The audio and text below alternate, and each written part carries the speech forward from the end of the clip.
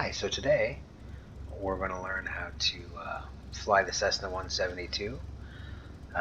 This plane here is a Cessna 172. It's a four-seater aircraft built by the Cessna company.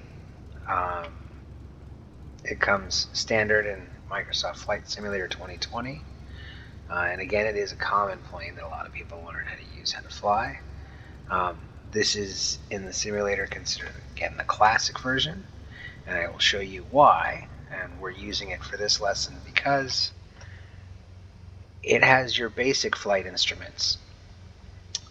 Now, at first, if you've never flown or you've never even flown in a flight simulator, this might look kind of intimidating, but the truth is that all these instruments or gauges are here to help you how to fly. So we're going to focus mainly on 5 today. There is a 6th in this cluster right in front of our face. Technically there are 8, but right now I'm just going to focus on 5 out of 6. And I'm going to go over these 6 right here. We're going to go left to right, and then left to right, so top to bottom, left to right. So let's start with your airspeed indicator. This is much like your speedometer in a car. It indicates in knots how fast you're traveling. So right now we're obviously at nothing. We're at 0 knots. We're sitting at idle on the runway waiting to take off. As it progresses, you see, much like a speedometer, it's 40, 60, 80, 100. As it's marked as you go up, then it gets into the yellow area. The Cessna 172 normally, in most cases, won't get around 140, 160, but you do kind of want to stay out of the yellow area because you don't want to overstress the aircraft. So this gauge again is very important, and it's going to be incredibly important for takeoff and landing because the Cessna 172 pretty much has a stall speed of around 60 knots, roughly.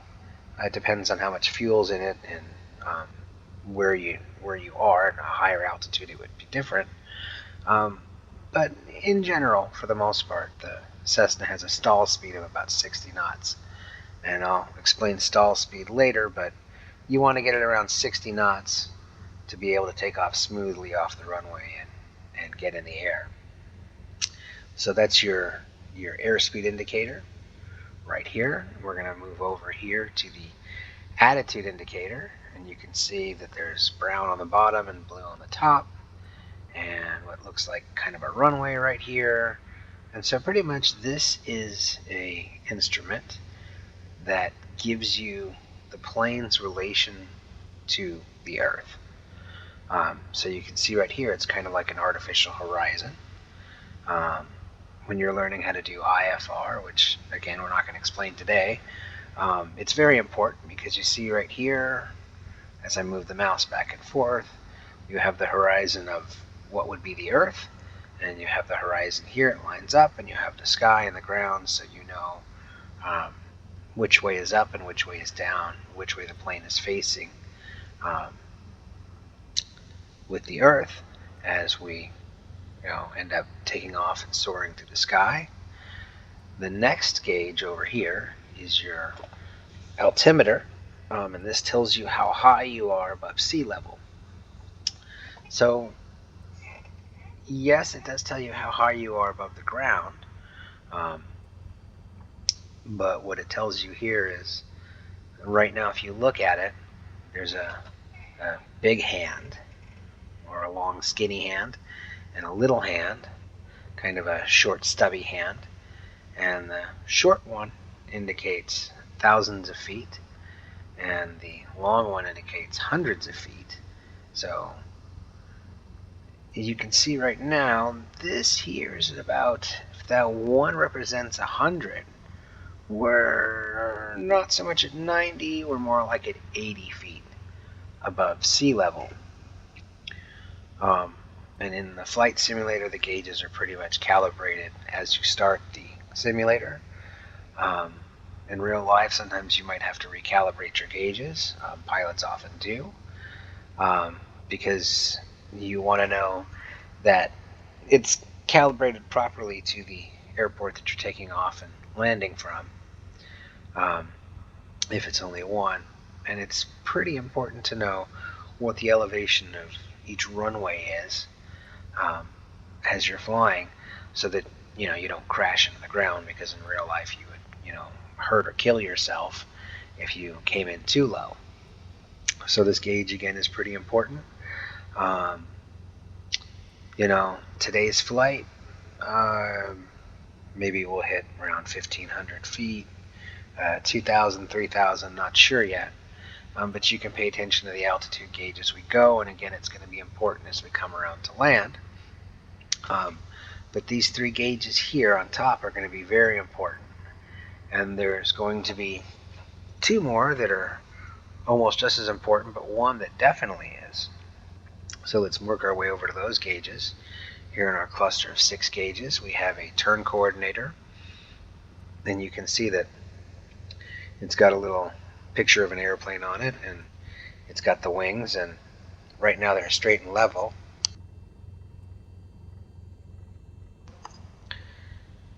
And so this actually tells you whether your plane is straight. If you're flying, you'll notice that in the beginning you'll end up dropping a wing and you're not exactly parallel to the earth as you fly, and it helps as you make your turns. So it's kind of a roll indicator gauge, and I'll explain that maybe in this lesson as we go. The next one is very important, and this one is your heading indicator. And if you notice, it looks like a compass if you've ever seen a compass, and that's because that's exactly what it is. It's a compass. So again, in an airplane, we don't turn right and left on streets. We do on taxiways and runways. But when we're in the air, we actually want to know what direction we're heading in. So that's why it's called a heading indicator. And right now, we're at, at about 230 degrees. So right here, 230, we're kind of west is 270, so we're kind of actually in a southwest. This runway faces in the southwest, and this is another reason why it's very important, because you can see if I zoom out and I look at the runway, right now this runway is runway 22, and this is one of the reasons why this gauge is so important, or this instrument is so important. This runway is considered to be runway 22. You can see that we're lined up pretty much straight on runway 22. And if you look at our gauge, there it is, 21. So it's at about 22, not really 23, because there would be 23. So it's actually at 22 degrees on a compass. Again, this is your direction. It's not turn right on Lanark Street and turn west on Roscoe. This is basically how you figure out your direction as you fly. Then we also have our vertical speed gauge here, which lets us know what our vertical speed is going up or down, as you can see right here. I'm really not going to cover that today. I'm mainly going to go over these 5 gauges right here. The turn coordinator would be for another lesson that I'll teach us about turning. And turning can be important. Turning can be very important. So here's our basic gauges, and for an aircraft here like the Cessna, we have what's considered our yoke, which is our yoke right here. I have this hooked up to my flight stick. I don't have a yoke, but if I wanted to roll the airplane left, I would go left. If I wanted to roll the airplane right, I would go right. And if I want to pull the nose up, I would pull back on my stick, which is pulling out on the yoke. If I wanted to go nose down, I would push in, which is nose down or yoke forward. So you can see left, right, up, and down. Now we also have some other controls here that we're going to use, which is foot pedals down here. I'm going to hide the yoke for a minute. And we have these foot pedals, which are actually rudder pedals. And I'll show you how they work in a second, because the rudder is actually what makes the aircraft go left or right. not the yoke. The yoke helps you roll, but the pedals themselves go left or right, and a combination of the yoke and the rudder pedals actually give you fine control of the aircraft. So for our controls, for our steering and navigating, we have our yoke which is right here, and our rudder pedals that are right here. And some of this may seem kind of complicated, and I guess in a way it is, but it's really not that much different than driving a car, except for you're kind of driving a car in the sky. So now we have what would be our throttle or our gas pedal, which is right here, and then we have a air-to-fuel mixture gauge, and this all has to do with science and physics and atmospheric pressure. But the higher you go, and we're probably not going to have to use much of it, you want to go ahead and you want to lean your engines. So you want to give it more air, less fuel. And that's kind of a basic explanation of that control. And then you have here, I'm going to try and be a little more quiet because you see the propeller's rolling, the propeller's spinning, it's on. We have our throttle, which is the black little knob right here. This would be your gas pedal. So with the throttle, right now it's all the way back as if you were in a car, you wouldn't have your foot on the gas. If you want an increase and you want more throttle, and obviously you want more throttle for more power to take off, you would push this in.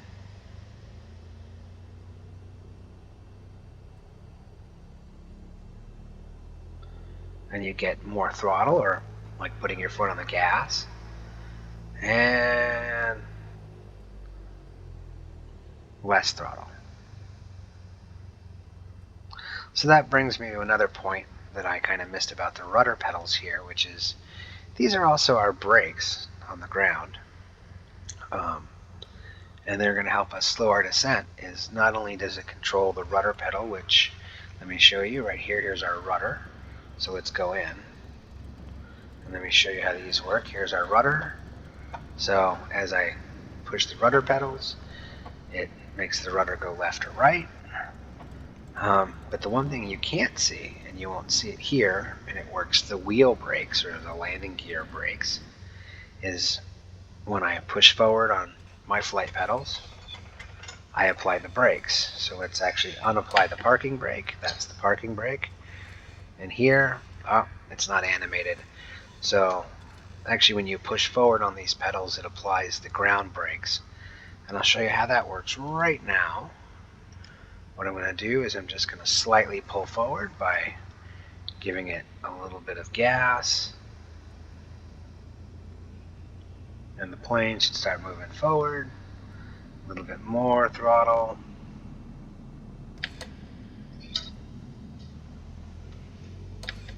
Release our parking brake. And if I want to brake, I can slowly brake with my rudder pedals. So this may seem kind of complicated, and in a way it is. But these are our basic controls. The other thing that I wanted to go over really quick is our flaps. We have our flaps right here on the wing. As you can see, they're already set. I'm not sure to how many degrees. We can zoom in and take a look. Each aircraft is different, but by standard, let's see, you have, so this is at about 10 degrees, 5 degrees.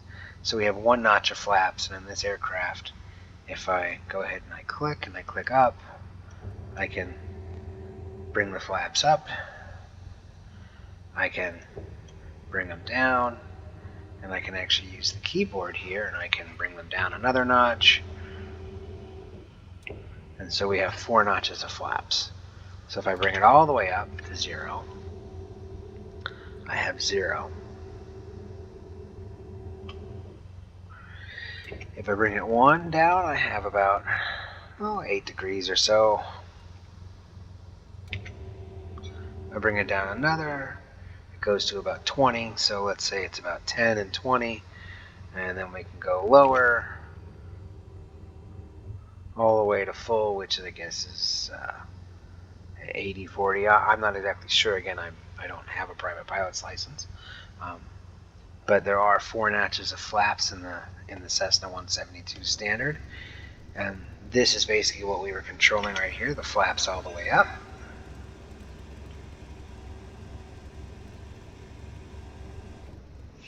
And then we can go 1 notch at a time down.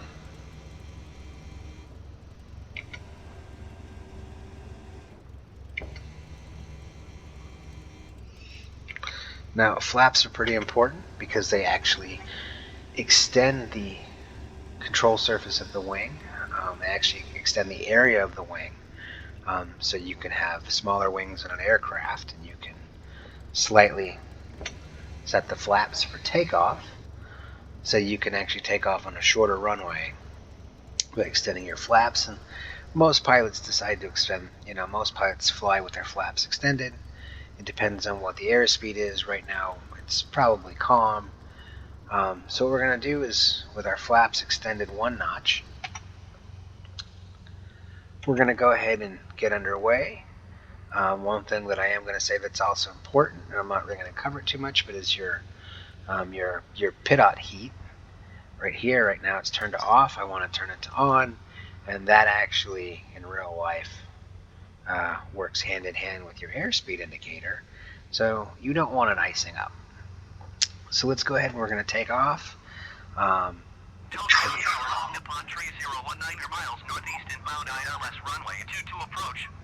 So someone's coming in, we have to get off. So let's give it some power. So we can get off of the runway and let this guy with his All Nippon Airways jetliner land.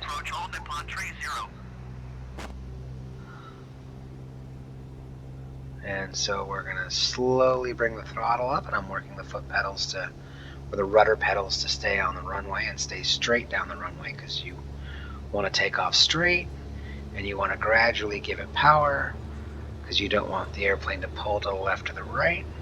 And at about 60 knots, you'll see that we should be able to just gently pull back on the stick. And we have lift, and the airplane rises off the ground. And I can go ahead right now, and I'm going to release the flaps. I'm going to do it by pushing a button on my keyboard to 0 flaps, because we don't need them after takeoff. We just need them to get airborne. So we're releasing the flaps, and I don't have the throttle set all the way. I have it at about 80% throttle, and we're going up to about 80 knots. And again, I'm going to stay straight as I can, and just try and stay straight on takeoff and stay parallel with the runway all the way out as we leave the airport.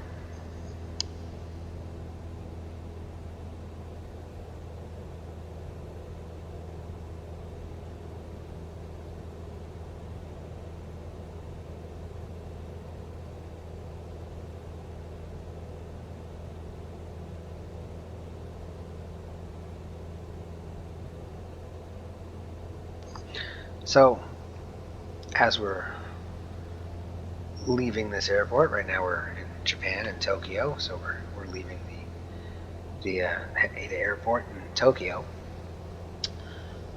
You can see my speed continues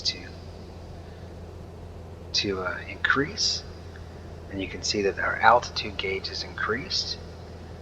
So here it goes. So it passed 1, so we're past 1,000 feet. So we're about 1,100 if you're looking at the altimeter gauge, headed towards 1,200 feet, so that's about 1,200 feet, and that's how the altimeter gauge works. If you look right next to the altimeter gauge, the one in the middle,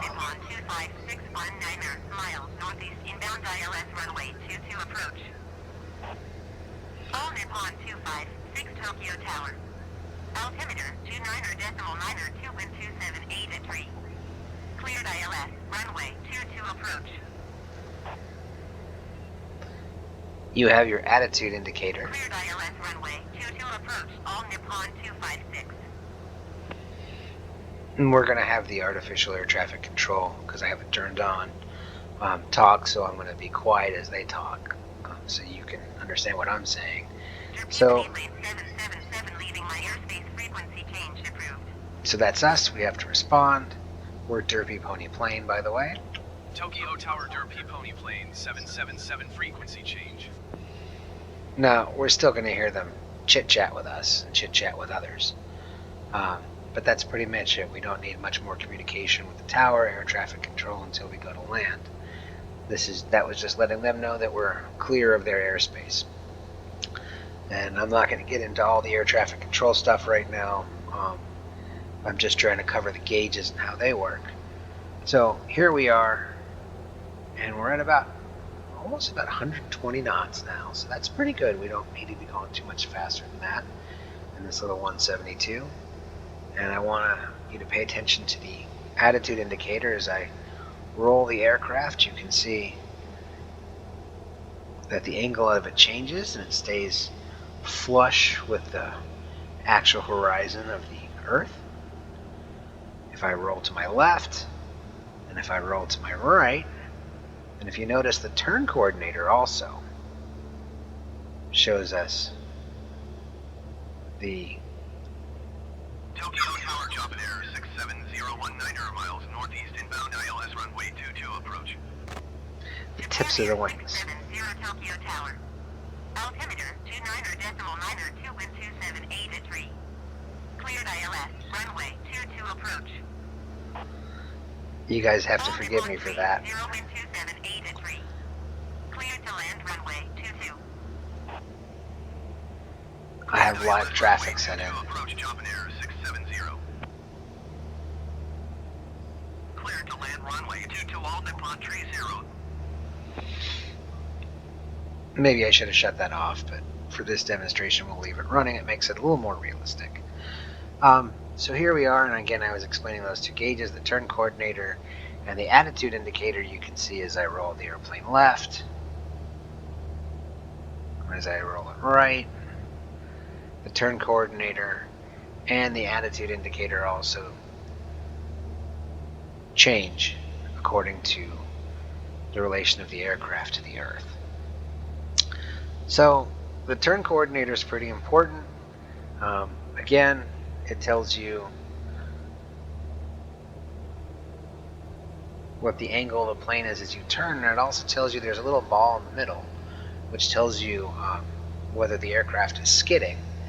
And if you think about a car, how it's skidding, it's kind of similar. But right now the ball's in the middle, so it's not skidding, but if I apply the rudder, you'll see that the ball will actually move a little bit. If I give it some force, there it is, because we're skidding a little bit, left and right, as we turn, and that's why it's in the turn coordinator. So I'm not really going to focus on turns or how to turn today. Today is more on takeoff and landing, but you do turn the plane by using a combination of the rudder and the yoke, and you usually want to apply the rudder to go in the opposite direction of the plane as you roll it left. You want to give it right rudder, and you want to sit here and gently turn to the left, rolling the plane to the left, giving it right rudder.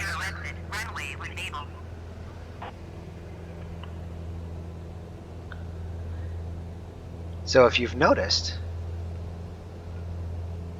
our heading indicator has changed from 22 to about 10. Oh, I'm sorry, about 90. That's right. And again, this is because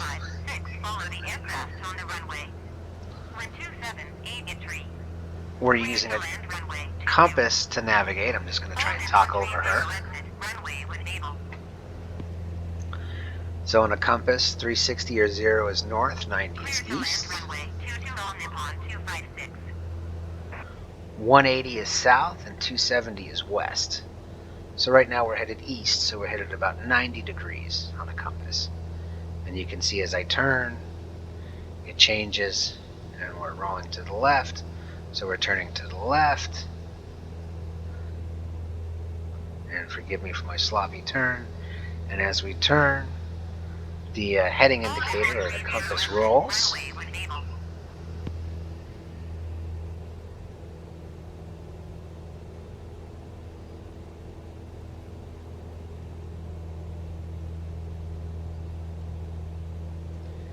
And I'm slowly turning, and as I turn, the heading indicator changes.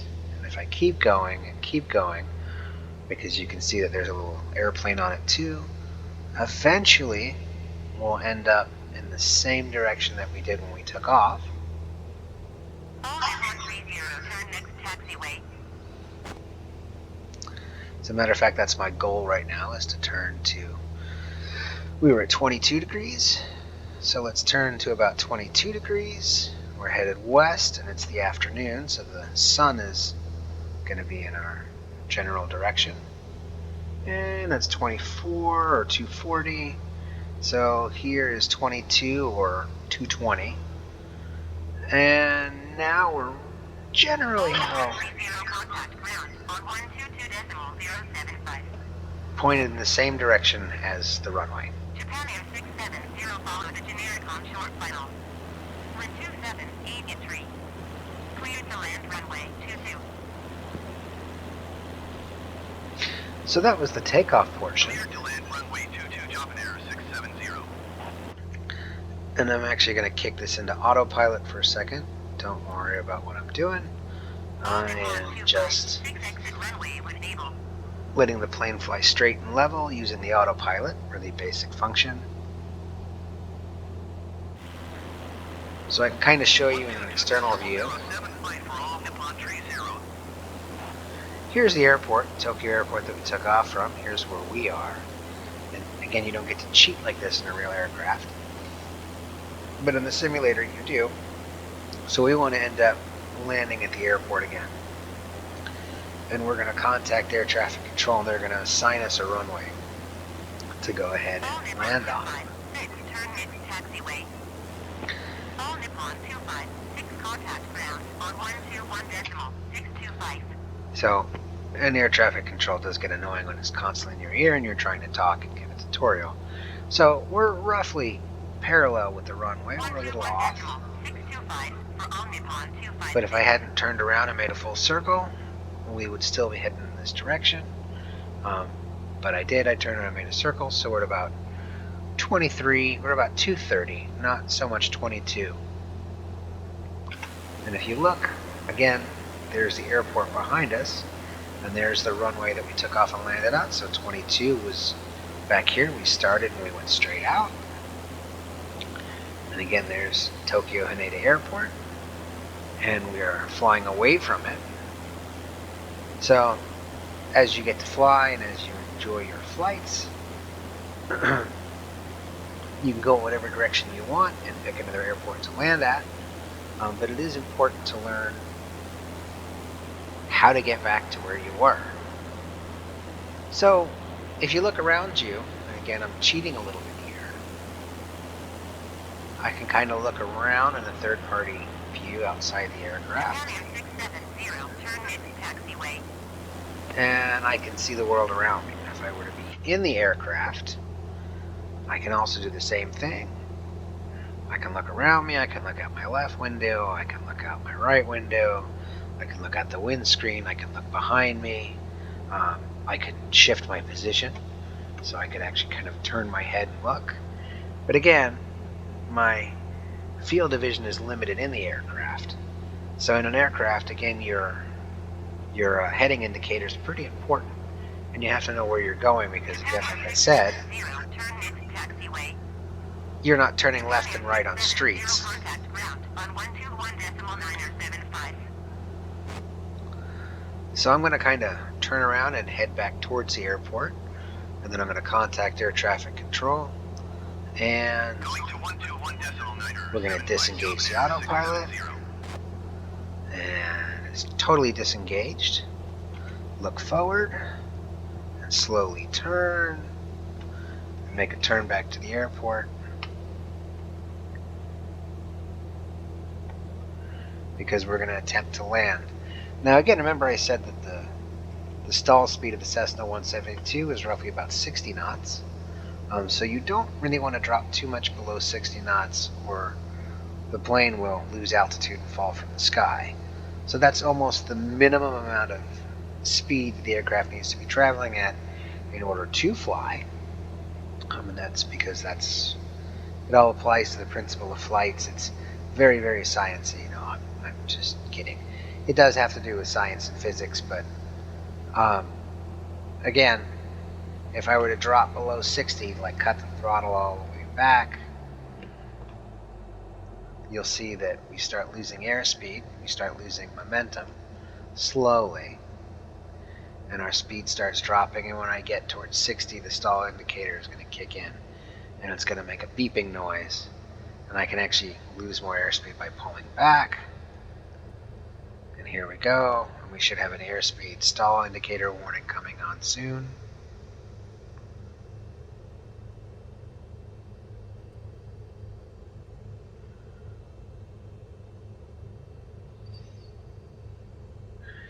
So this is actually a pretty dangerous speed to be flying this plane at, according to the owner's manual.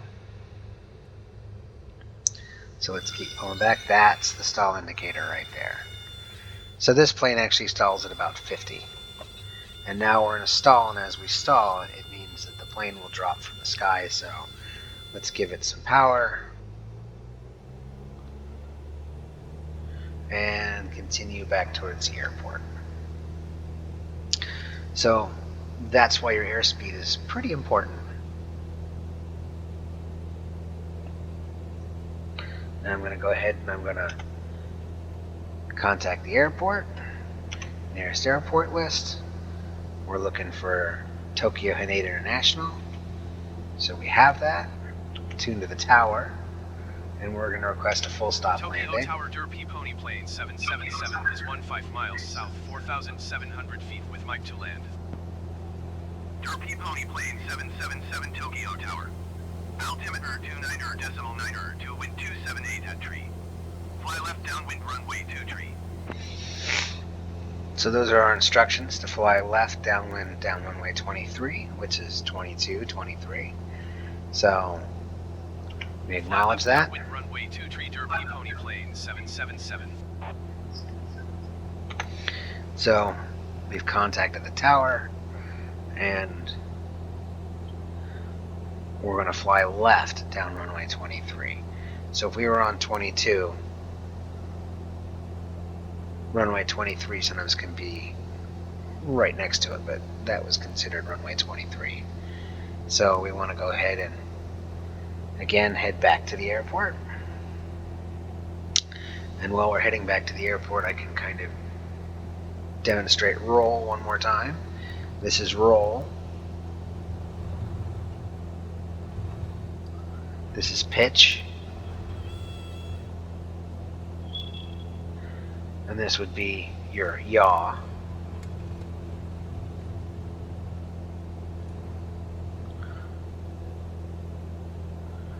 So that again is how you turn an airplane. Because remember, it's not like driving a car where you're on the ground and you only have 2 axes. You actually have 3 axes. When you're in an airplane, you have up, down, left, and right. In a car, you just have left and right. And in a car, you actually have, 3 directions. You have forward, but in an airplane, again, you're traveling forward, so that doesn't really change. And we can just sit here because we're in a little 172, which again is kind of a slower aircraft.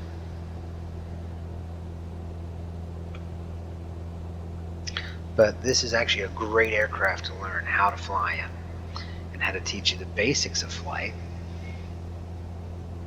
And I know that if you look at, the instrument panel, or some people call it the dashboard, Tokyo Tower Skymark 716, 900 miles northeast inbound ILS Yankee runway 23 approach. Skymark 716 Tokyo Tower. Altimeter 29er to wind 278 at tree. Cleared ILS Yankee runway 23 approach. Cleared ILS Yankee runway 23 approach Skymark 716. So you can see all types of other instruments or gauges, like the gas gauge, which lets you know how much gas is in the tank. That's pretty important in a plane, because unlike a car, you can't just roll out of gas and pull over to the side of the road. You run out of gas in a plane, and you better be able to find a way to glide back down to the ground, because you're not just going to be able to pull over to the side of the sky or go find a nice cloud to go park on. 716 wind 278 at tree. Cleared to land runway 2 tree. Cleared to land runway 2 tree, Skymark 716.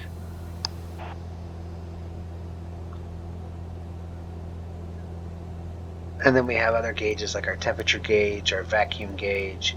We have the RPM gauge, which is actually pretty important because it lets us know if we're overstressing the engine.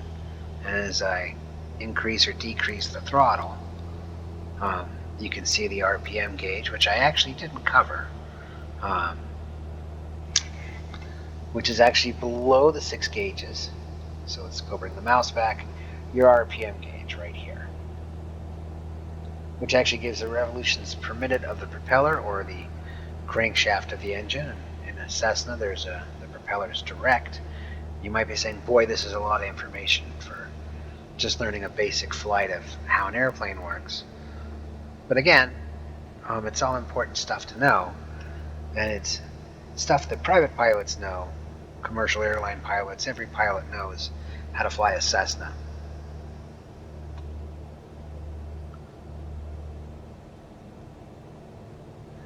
You can also see that our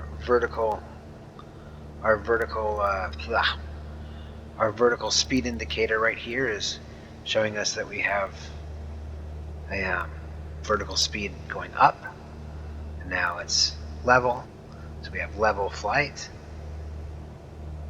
Nose is pointed down, it points down, so it tells our vertical speed up, our vertical speed down, and that's basically what that gauge does. I'm not so much going to go into the GPS indicators of the radio, which would be sitting there, those nice little screens to the right of the instrument panel. The radio is underneath them. For our purposes in the simulator, we can use keys. 716 turn next taxiway. You can look up the keys in the game's manual or the flight simulator manual and what they do.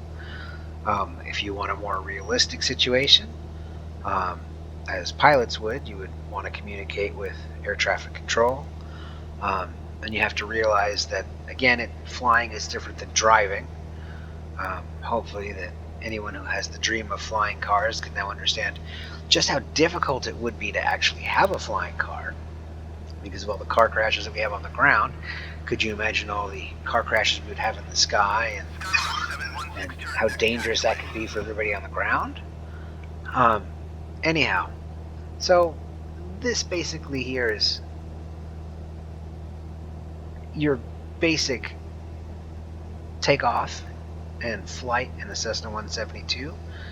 As we again get back towards the airport, I'm trying to stay on the subject and not get too far off topic of flying cars and things that may be coming soon or that are already in the news.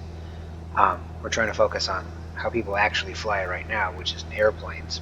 716 exit runway when able.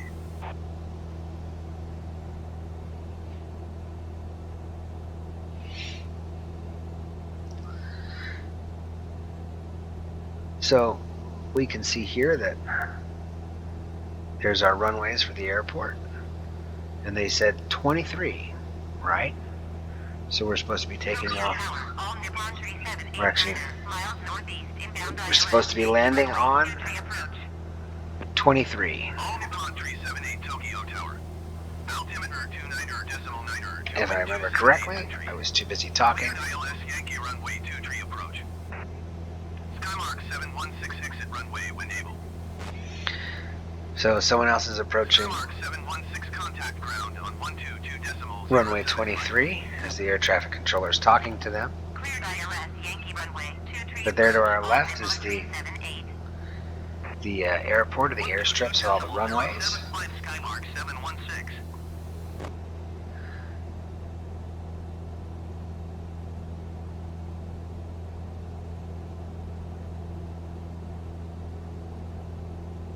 Nippon 378, wind 278 at tree. Cleared to land runway 2 tree. Cleared to land runway 2 tree, all Nippon 378. So right now the runway that they have given us is been assigned to the All Nippon Airways flight. So they're clear to land. We have to wait for them to land. But not a big deal.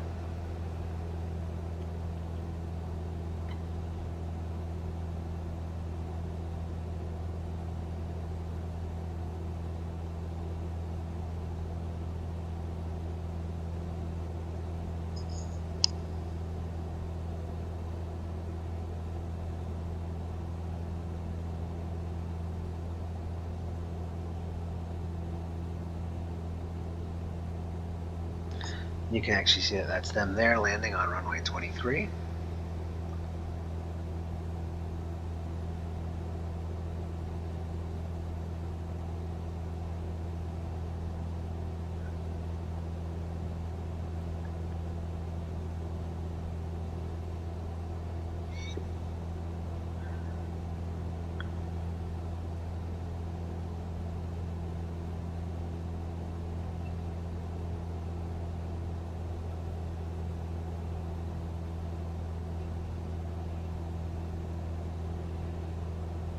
Right now I'm flying upwind of the runway that I want to land on. I have to turn around and hit downwind into it.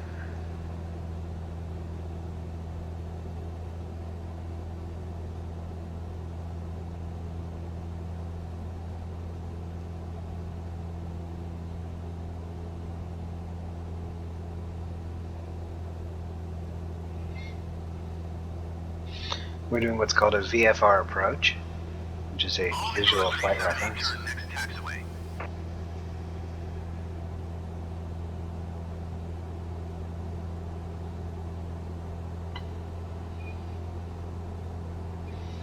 So let's throttle back and begin kind of a scary derp your hooves descent into the airport, to the runway that we're landing at. You'll see that our altimeter is going down and our speed's actually going to increase. All Nippon 378, exit runway when able. So the one thing I can do to slow ourselves down, and we're going to have to do it, is increase the flaps from 0 to, again, about 10 or 8 degrees. That's going to pick the nose of the plane up, but with no throttle, that's also going to slow us down. And that's what we want. We want to slow down because we don't want to land this plane, I would say, faster than at about 70 knots. Because we don't want to bounce down the runway. Now your first few landings All Nippon 378, exit runway when able. probably not going to be what you want. But again, this is, if you've ever heard that takeoff and landing is the most difficult part of flying a plane, and that's true, because once you get up in the air, navigating and flying is fairly simple. And that's the fun part, but so is taking off and landing. So here we are returning, and if you look at our heading indicator, we're going to be headed pretty All soon Nippon 378, turn next to about 22, and I'm cutting my turn pretty short because I don't want this flight to be too long for everybody. We've already taken up 44 minutes of your time. A All Nippon little more 378, power. contact ground on 118.225. And you're saying, but I can't see. 118.225 for all Nippon 378. Well, and that is true. We have the sun in our eyes. Tokyo Tower, Japan Air 586, 9 miles northeast inbound ILS Yankee runway 23 approach. Japan Air 586, Tokyo Tower. Altimeter 29.9 to wind 278 at tree. Cleared ILS Yankee runway 23 approach. Kind of love how they gave our runway away. Cleared ILS Yankee runway 23 approach, Japan Air I'm almost tempted just to land on runway 22 just to end this demonstration.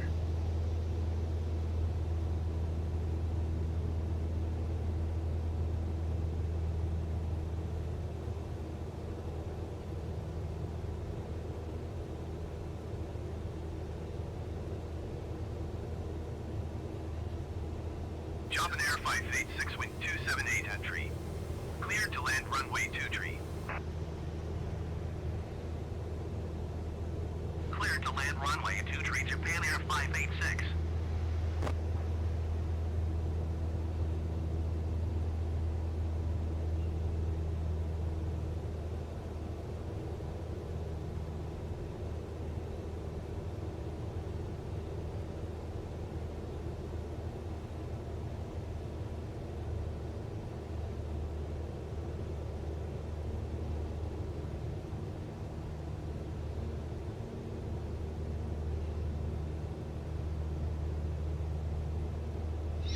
See, there he is right there. And since we're nice and slow, if we can slow it down, maybe even just kind of circle back.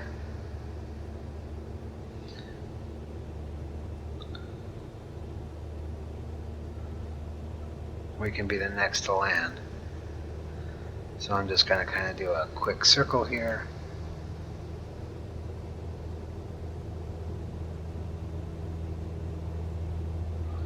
We're actually just kind of maybe line up with the runway.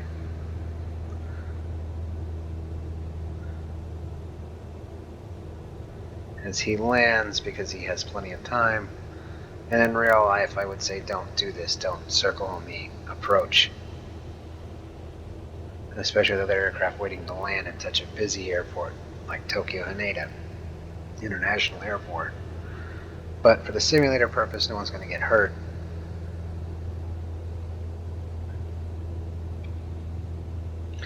Because really all I'm trying to do is just demonstrate takeoff and landing, not how to obey air traffic control. But in real life, you really want to pay attention to air traffic control. Job in air 586, exit runway when able. So you can avoid killing yourself and everybody else. But in the simulator, it kind of doesn't matter. So, Derp pony plane 777, follow the generic on the runway. Wind Yep. 278 at tree. Cleared So to we're- land runway 2 tree. see, we're cleared to land. So I'm coming in, and I'm coming in kind of sloppy and kind of fast. So I cut the throttle all the way Job in air back. 586, turn next taxiway. And I'm going to give it full flaps to slow us down as we come in. And this isn't normally how you'd want to approach a landing. But it works. You want to be a little more gentle. 777, please acknowledge. I heard him, ready? Cleared to land runway 2 tree Derp pony plane 777. So we're coming in at about 80 knots. The more I pitch the aircraft down, Job in air 586, turn next taxiway. even with full flaps, because I've just extended the flaps the full way. I'm not totally lined up with the runway, but we'll get there. We're coming in. Now remember, on the Cessna 172, you don't have landing gears to deploy because they're fixed to the aircraft. I'm going to cover that in another lesson with a different plane that has retractable landing gears. Right now, I'm just really trying to teach you the basics of how to fly a Job in air 172. 586, exit runway when able. Okay, so now we need less flaps because we're plenty slow at about 80 knots. And we're not totally lined up with the runway.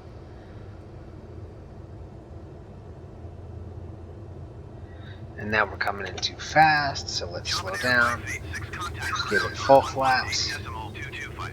We're too high. Still, we're coming in. My landings are never really pretty anyways. We can give it Going a to little bit of 118 power. decimal 225, Japan Air 586. Coming in a little crooked. So a little more left rudder. As we get there, and we're almost at the stall speed, about 1,100 feet. Remember, this airport's at about 900 feet. So we're coming in, it's going to stall, you're going to hear it. And now we're just floating in gently. We're probably going to bounce. I hope we don't bounce. Well, a little bit of a stall. Not a bad landing. And apply the brakes. Left brake, right brake. And he's basically saying, get off my runway. Other people have to land. So it wasn't the best landing, but it wasn't the worst. And that's pretty much how you take off and land in a 172. In this simulator, again, you can turn off the air traffic control. You can fly without live traffic, and I'm actually using live traffic, so that's most likely another player right there, not just the computer in the Airbus. And that would probably be the Japan Air Airbus. And so I want to follow my taxi line and get off the runway so that other people can land. And in real life, I also wouldn't want to get... So he's saying turn the next taxiway, so I'm using my rudder pedals to turn. And I'm not using the yoke or the stick.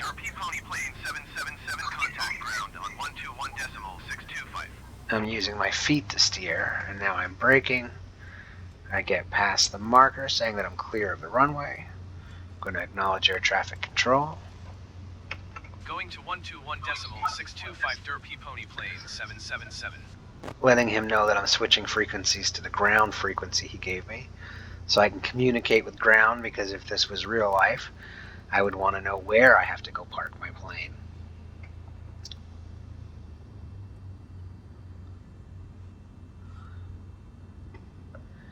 Then we're totally on the taxiway, so let's look left, let's look right. There's only one runway all the way down here, which was runway 23. Technically there's two runways, but it's one runway. So we don't have to worry about crossing the runway. And we can just sit here and come on in very gently. A little bit of throttle, and again we're steering with our feet left and right, not with the yoke, so it's not quite like driving a car.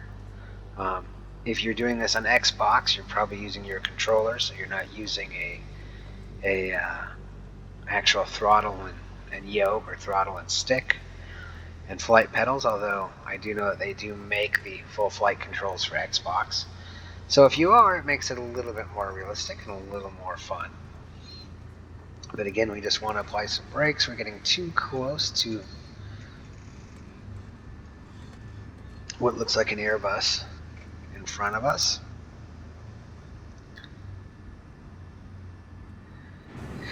And if we look at our external view, there we are in our little 172 compared to the commercial airliner. And we are just taxiing down the runway. And for the most part, for the flight portion of this tutorial, that's all we have to do to take off and land, because eventually we want to park the plane and we want to shut it down. But for this demonstration, I kind of did a whole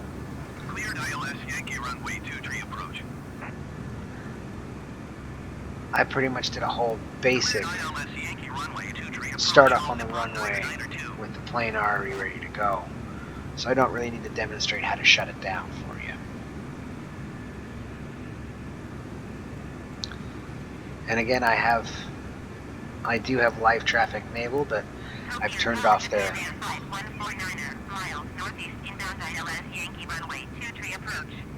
nameplates, so I'm not sure who that is. Cleared ILS Yankee runway 23 approach. All Nippon 9er to wind 278 at tree. Cleared to land runway 23.